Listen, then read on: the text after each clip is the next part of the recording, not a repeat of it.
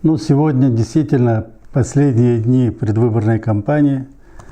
Я и вся наша команда, мы очень большую работу проделали, встречались в селах, встречались с людьми, с народом. Народ все понимает. 18 числа Аллах сметеце, Аллах и Бог даст. На каждом избирательном участке будут работать кафе, музыкальные группы, концерты. Прошу всех людей.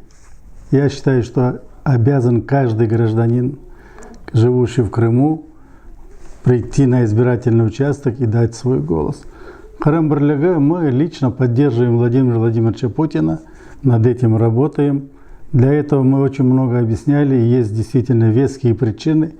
Та команда, какую сегодня ведет Владимир Владимирович Путин, она должна довести те обещания и те задачи, какие поставлены до кондиции. Только при этом президент, я верю в то, что язык, который сегодня государственный, очень много надо доработать.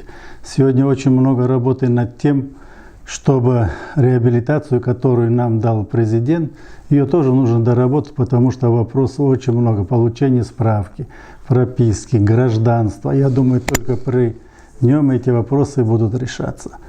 Но 17 числа в субботу уже день тишины, люди будут отдыхать, обсуждать.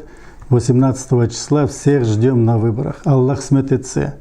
Бу сайлауга миллетimiz кемесе.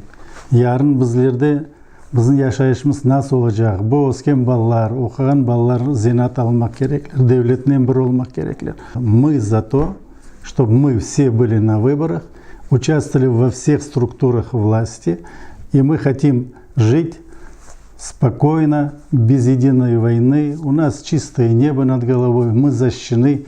Пока наш президент Владимир Владимирович Путин, ни одна капля плохого дождя, можно сказать, в народе, или то, что нам кто-то угрожает, этого никогда не будет. Я считаю, что Россия одна из самых мощных, сильнейших государств в мире.